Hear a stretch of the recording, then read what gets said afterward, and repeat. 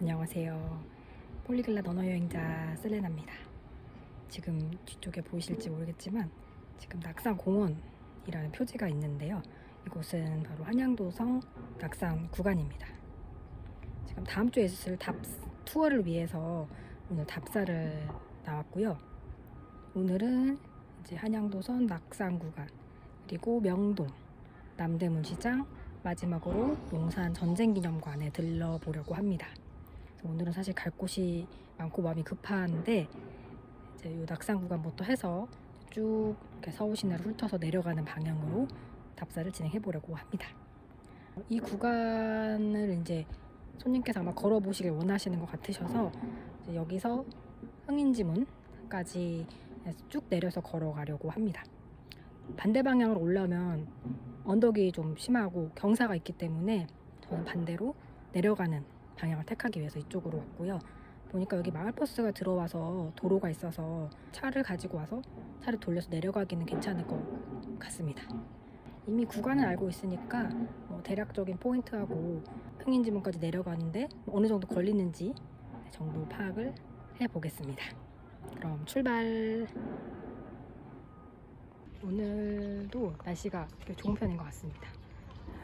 원래는 흥인지문 쪽으로 내려가려고 생각했는데 그냥 사실 요 낙산 구간만 걸었다가 다시 시작한 지점으로 오는 것도 나쁘지 않은 것 같아요.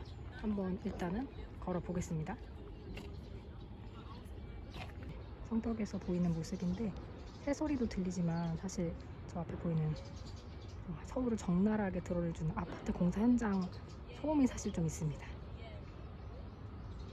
한참 내려오다 보면 이렇게 K-팝 데몬 헌터스의 배경으로 추측되는 곳이 이곳이다 라는 이제 표지판이 하나 있고요.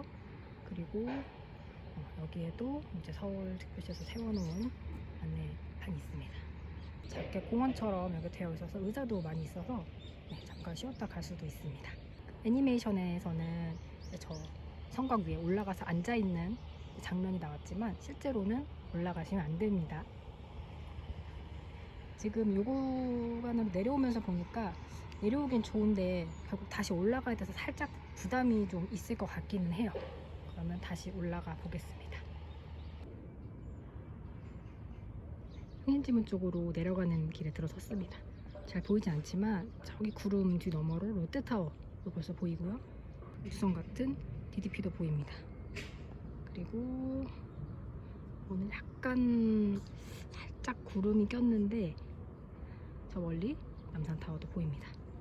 이 길이 급경사이기 때문에 올라올 때도 급경사고 내려갈 때도 사실 좀 경사가 있어서 조심해야 됩니다.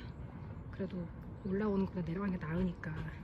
근데 확실히 이 길을 걸으면 한양도성을 좀 걸었다라는 느낌이 들 것 같긴 해요.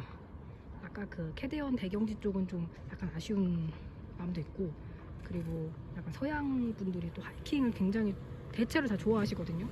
그래서 좀 그래도 뭔가 체험해봤다 하려면 이 구간을 걷는 게 맞을 것 같긴 해요.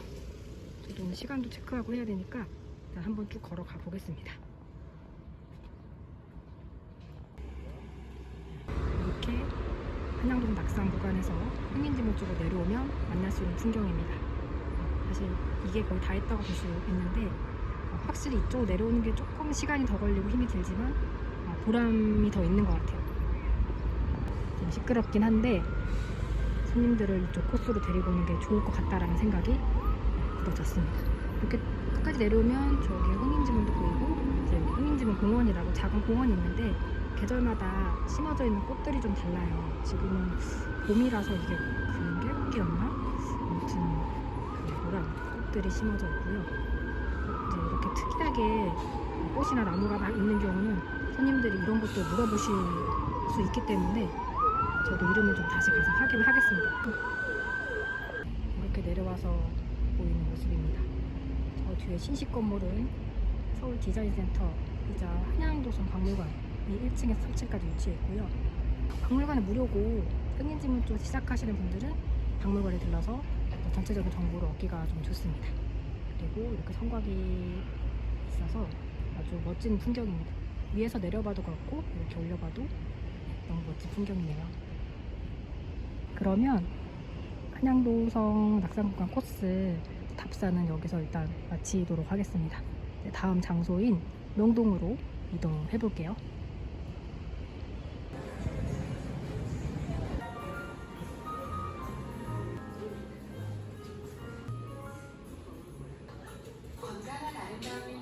저는 지금 명동에 도착을 했습니다. 명동은 크게 이제 명동역에서 보면 T자로 된 곳이 이제 메인 거리고, 이제 그 사이사이로 골목길들이 굉장히 많습니다. 지금 제 뒤로 올리브영이 보이실 것 같은데, 센트럴점이라고 최근에 새로 생긴 곳이라고 하더라고요. 그래서 가이드하는 친구가 추천해줘가지고 와봤는데, 오전이라 그런지 좀 사람이 없어서 매장이 굉장히 횡황하게 느껴질 정도로 사실 넓습니다. 아마 사람 많을 때는 굉장히 북적북적 할 것 같습니다. 성수 지점도 굉장히 큰데, 거기와 조금 다르게 상담이랄까 케어해주고 그런 프로그램 같은 게 있었던 것 같은데, 여기는 이제 그런 건 없고 오로지 쇼핑만을 하도록 구성이 되어 있습니다.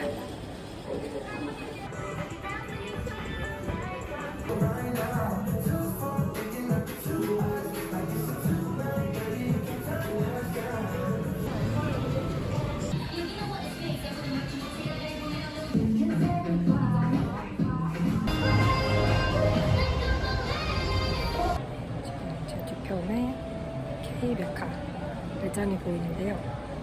명동에 많은 K-팝 관련 굿즈들을 파는 매장들이 있는데, 여기가 좀 유명한 것 같더라고요. 그래서 여기 말고도 한 군데 들어가봤는데 비슷비슷할 것 같아요. 여기가 일단 좀 제일 크고, 좀 조명이 밝아서 그렇지 깨끗해 보이고 좀 넓어 보이는 효과가 있었습니다. 저는 좀 나이가 이제 있다 보니 10대, 20대들처럼 열광하는 팬은 아니지만 사실 노래를 즐겨 듣기는 해요. 최근 4세대, 5세대 가수들은 사실 잘 모르겠고, 팬이 아닌 제가 봐도 보면 눈 뒤집어질 것 같고 눈 돌아갈 것 같아요. 솔직히 이걸 위해서라도 한국에 와서 뭐 사고 싶을 것 같기도 해요. 오시는 분들이 이렇게 K-팝 좋아해서 오시는 분들이 있고, 단순하게 한국 문화에 대한 호기심이라던가 뭐 드라마를 봐서라든지 조금 관심이 덜한 편인데도 오시는 분들이 있는데, 두 부류가 다 와도 다른 의미로 되게 놀라지 않을까 싶긴 합니다. 이제 올리브영이랑 이제 K메카 이런 K-팝 굿즈 파는 것들 확인을 해봤고, 명동은 이제 길 안내 정도 해주고 몇 가지 매장만 소개해주고 이제 빠지면 되는 거라서 명동은 이 정도로 하고, 이제 다음 목적지인 남대문 시장으로 한번 넘어가 보겠습니다. 이게 한겨울에만 하는 줄 알았더니 미디어아트가 황설로 바뀌었나봐요. 되게 아름다운 영상이 나오고 있어서 저를 비롯해서 많은 외국인들이 영상을 찍고 있습니다. 지금 건너편으로는 신세계백화점 본점 건물이 보이고 있고요. 또 이쪽으로는 주한국은행 본관 건물이 보입니다. 한국은행 앞 사거리 있고요. 이제 명동 탑자를 마치고 남대문 시장을 넘어가려고 이쪽으로 나왔습니다. 길을 건너야 하는데 아마 지하도로 들어가야 될 것 같아요.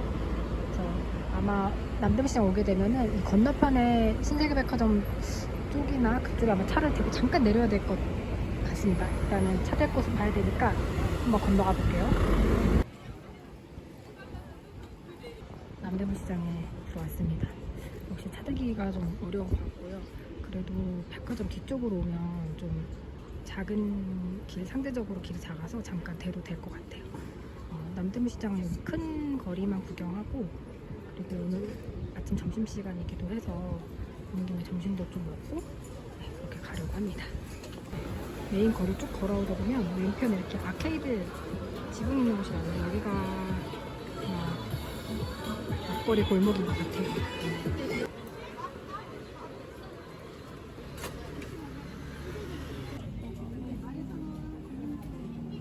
남대문 시장을 쭉 걸어서 나오면 이렇게 바로 앞에 숭례문이 딱 보입니다.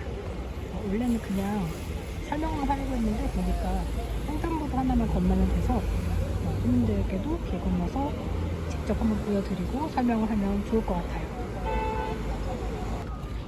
시장에서 이렇게 횡단보도 하나만 건너면 바로 숭례문을 만날 수 있습니다.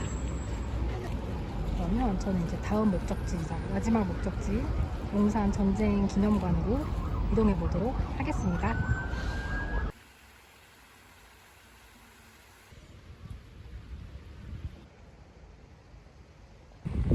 저는 오늘의 마지막 목적지인 용산 전쟁기념관 앞에 도착했습니다. 여태 올 때는 지하철을 타고 오거나 아니면 대형 버스를 타고 와서 항상 1층 지상에서 바로 들어갔었는데, 스타리아 차량은 지하 주차장으로 들어가야 될 것 같아요. 그래서 일단 지하 주차장에서 올라오는 길을 좀 한번 확인을 해야 될 것 같고, 그렇게 되면 일단 실내를 먼저 보고 나와서 실외를 구경을 하는 게 순서상 맞을 것 같아요. 일단 저는 짐심, 오늘은 실외부터 제가 나왔지만 그러면 안으로 들어가 보겠습니다. 건물 본관 기준으로 왼쪽 기둥 쪽부터 이제 전사하신 분들을 기리는 그 이름들이 새겨져 있는데, 건물 중앙에 오니까 이제 미국부터 시작이네요. 제가 모시고 올 손님들이 미국 분들이기 때문에 이쪽을 한번 소개해주면 되지 않을까 싶습니다. 양옆으로 지금 미군의 전사자들이 기재가 되어 있는데, 지금 들어오면서 보니까 4만 명 중에 3만 6천 명 이상이 미군 전사자로 되어 있어서 굉장히 가장 많은 숫자를 차지하고 주별로 지금 구분이 되어 있습니다. 이렇게 보니까 밑에 왔다 가셨나봐요. 이렇게 꽃이 놓아져 있기도 하고, 이건 이제 캐나다인가봐요. 이런 식으로 방문 흔적도 있습니다.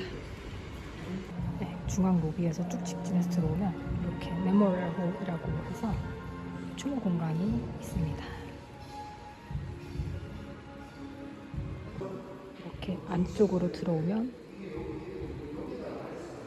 전사자 명부가 있습니다.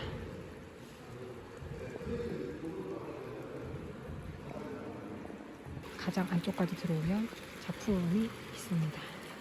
이렇게 물이 흐르는 단지하고 짚을 엮어서 만든 그림이라고 해야 될까요? 네, 그림이 있습니다.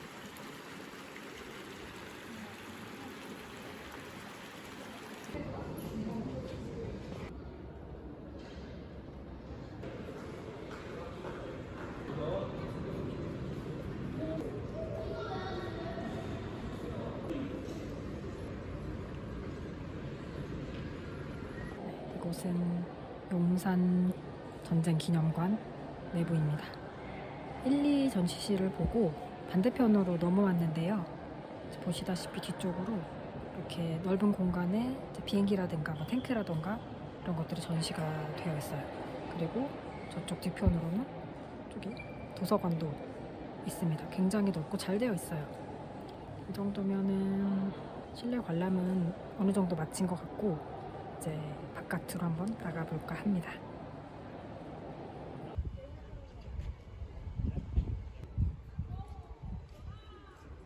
이곳은 전쟁기념관의 야외에 있는 그 전시장입니다. 각종 무기들을 볼 수도 있고, 몇몇 군데는 오픈이 되어 있어서 실제로 안에 들어가 볼 수도 있습니다. 이곳이 볼 게 많아서 좋기는 한데, 이제 밖에 있다 보니까 좀 낮에 혹은 날씨가 안 좋거나 뭐 뜨겁거나 춥거나 덥거나 비 오거나 할 때는 사실 좀 보기가 좋진 않아서 야외를 데리고 나올지 아니면 실내에 있는 대형 무기 그 전시실만 보여줄지 조금 고민이 됩니다. 그리고 중국 관광객이 지금 굉장히 많은데, 이분들은 사진 찍는 거를 좋아하셔서 사진 찍기에는 굉장히 좋은 장소일 것 같긴 해요. 오늘 아침부터 해서 한양도성 낙산 코스, 명동, 남대문시장, 그리고 용산 전쟁기념관까지 4군데 답사를 모두 마쳤습니다. 정말 긴 하루였는데요. 이제 집에 돌아가서 답사한 내용 정리해가지고 최적의 동선과 어떤 알찬 스크립트 내용을 좀 구성을 빠르게 해야 되겠어요. 지금 이제 투어가 일주일도 안 남았기 때문에 준비를 잘 해야 될 것 같습니다. 아마 다음번 영상은 투어 후기에 대한 내용이 되지 않을까 싶은데, 또 그때 영상을 따로 찍어서 올리도록 하겠습니다.